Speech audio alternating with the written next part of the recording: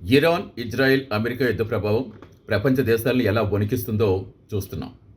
అంతవరకెందుకు, మన దేశంలోనే ఆ ఎఫెక్ట్ ఎంత దారుణంగా ఉందో, గ్యాస్ కొరతతో ప్రతి చోట ఎంత అల్లాడిపోతున్నామో కూడా ప్రత్యక్షంగా అనుభవిస్తున్నాం.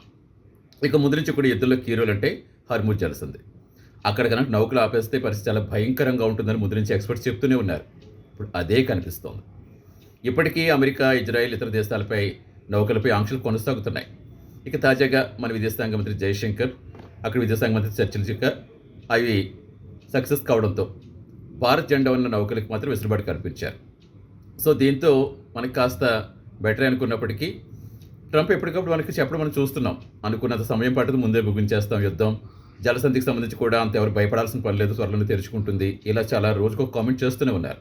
At the same time Iran కూడా అంతే స్ట్రాంగ్ కౌంటర్ ఇస్తూ ఉంటుంది.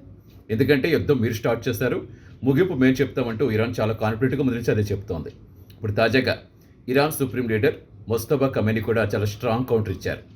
జలసంధి తెరిచే సంగతే లేదని, ఎందుకంటే శత్రు దేశాలపై ఒత్తిడి పెంచాలంటే జలసంధి మూసి ఉంచడమే సరైన మార్గం అంటూ ఆయన చేసిన కామెంట్స్ ఇప్పుడు మళ్ళీ యుద్ధ తీవ్రతను తెలియజేస్తున్నాయి.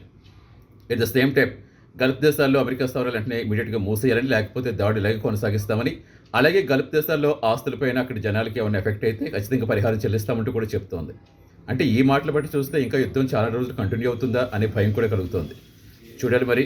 ఇప్పుడు తాజాగా ముస్తఫా కామెంట్స్తో మళ్ళీ ట్రంప్ ఎలా రియాక్ట్ అవుతారో, మరి యుద్ధం ఇంకా ఎన్నాళ్ళు కంటిన్యూ అవుతుందో.